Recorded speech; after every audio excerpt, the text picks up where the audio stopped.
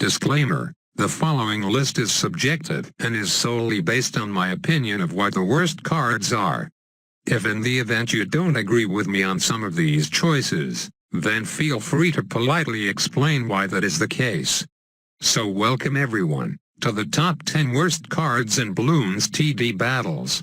This is overall worst rating, so it will take into account both the tower and balloon send portion. So for example, while one card may have a balloon send that's okay, the tower might be obsolete or garbage and thus will take a spot on this list. Fitting number 10 is the 1-1 Ninja, which sends group blues.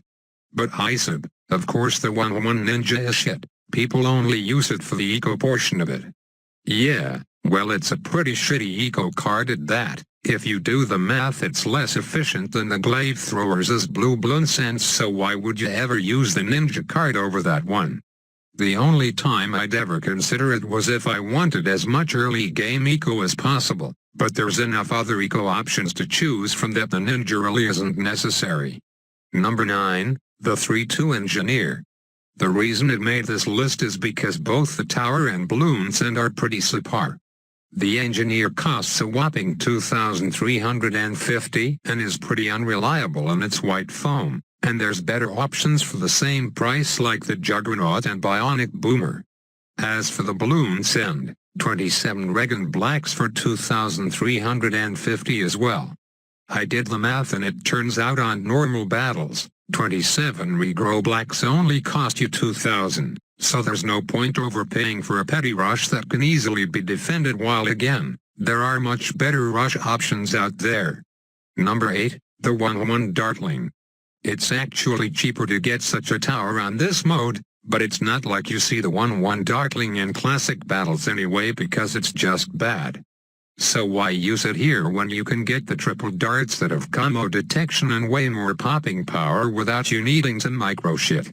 As for the leads, they are also pretty cost inefficient as 20 group leads cost 1k in normal battles versus 1300 here, plus so many other good cards have a more efficient lead balloon send. Number 7, the 4-2 Helicopter. You must have used it at least once before, right? Because the name Apache Dartship sounds so cool that you just have to try it out.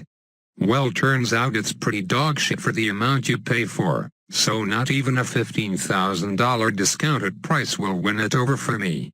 Now 7 group BFBs sounds like a really strong rush, but just look at that massive income loss, not worth. Plus I hear this pretty good tower and the fan club also has a cheaper 3 group BFB send as well. Number 6, the 1-1 Ace.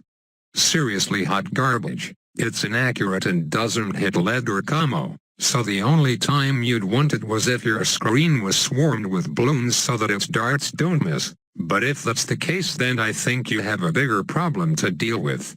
Then there's 30 Spaced Regro Whites which are horribly overpriced by 50%, so if you use this balloon send then it's really a waste of your money.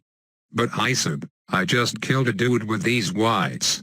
Well in that case he would have died to every other rush too. The 2-2 Helicopter takes spot number 5 here. For $2,600 you get pretty weak, although accurate popping power, but in my opinion the worst part is the Regro Ceramics, which cost a pricey $2,600 for a measly 4 of them. That's approximately $450 more than what you'd normally pay for, and as such I'd suggest staying away from it. The 3-0 Ace falls into number 4 because it has just about the same problems that the 2-2 Helicopter has. I'll mix it up and talk about the balloon send first, where you get 4 space ceramics for $1,500, 25% more pricey than the $1,200 you'd pay for in normal games. And while I'll admit 3K isn't a bad price for an accurate tower that does decent popping power, any grouped balloon rush and especially combos will wreck this kid. At number 3 we have our first basic tower, the 0-0 Bomb. For $500 you can place a tower whose only use is for either leads or group blues or greens, and guess what? For the same price you can get a 1-1 Wizard which also shoots out a purple bolt alongside its bomb-like spell.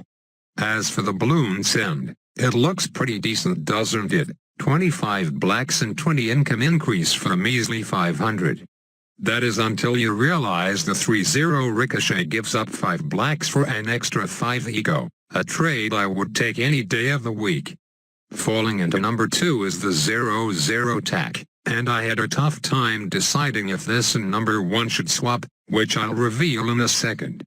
But let me point out the major flaws in this card first.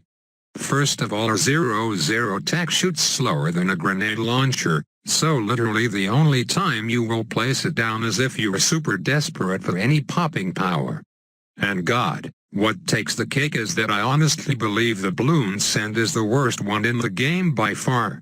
50 spaced blues for $300 sounds cool, but what the hell is that eco gain? Even rush cards have a better efficiency than that, and I don't really consider spaced blues to be a very deadly rush.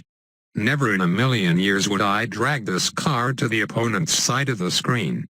And for number 1, can I get a drum roll please?